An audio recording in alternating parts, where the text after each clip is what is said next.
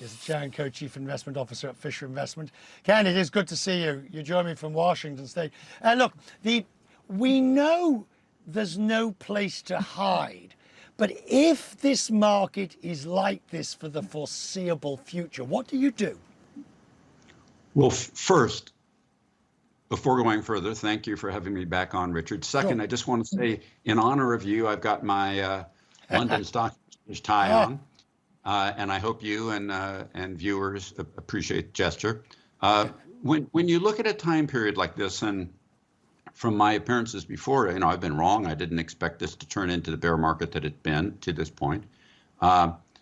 But I also know, this month being the anniversary of my 50th year in this investment business, I also know that when you get to the point where you're down 20% or more on the broad market, S&P 500 or world market, which is both now, it's not very long until you're at the bottom on average, sometimes a little longer, sometimes a little less, but you've actually gone through quite a lot of the decline. The most dangerous thing someone can do now is to sell out, but usually the longer you go, the more pessimistic people tend to get, making them more prone to sell out. There is a point that no one seems to note.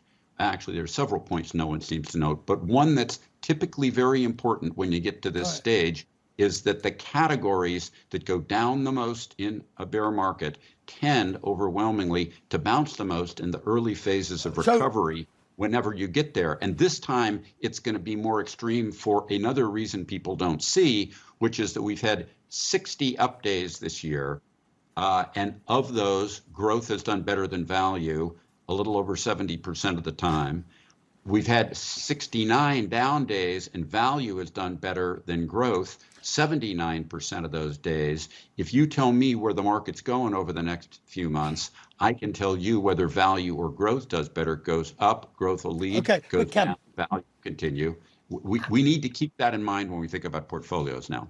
And as we look to discern when, I think I would hope you might agree, only a fool actually tries to hit the bottom per se.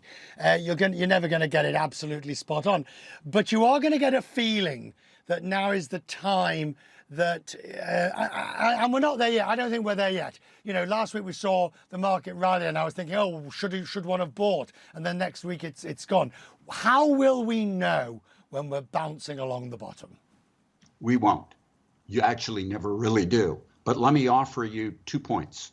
One, you started off correctly saying crypto bad, bonds negative returns. Cash actually right now has a negative return when you look at inflation.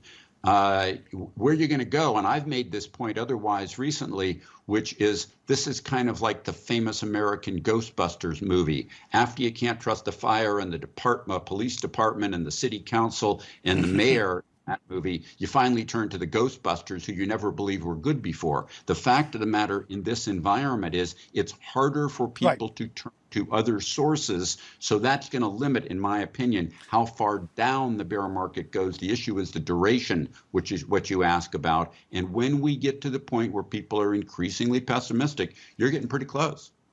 I turned the ripe old age of 60 this year, and have foolishly not followed always the advice, the 60-40 bonds. And the reality is that, I'm not planning to retire anytime soon. So any viewer who thinks I am, I'm not. But if I was planning to retire, if I hadn't done my planning and I was still heavily equity based, I would be having sleepless nights.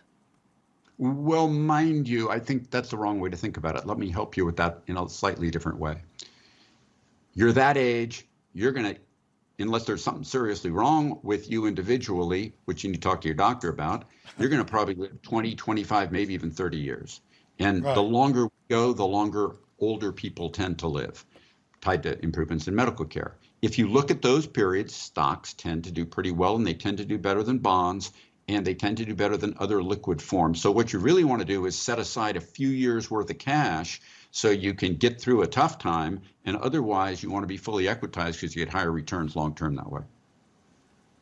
Good to see you, Ken. We will talk more about it. These are difficult and dangerous times, and we need your advice. Thank you, sir. I appreciate it. Thank you, Richard.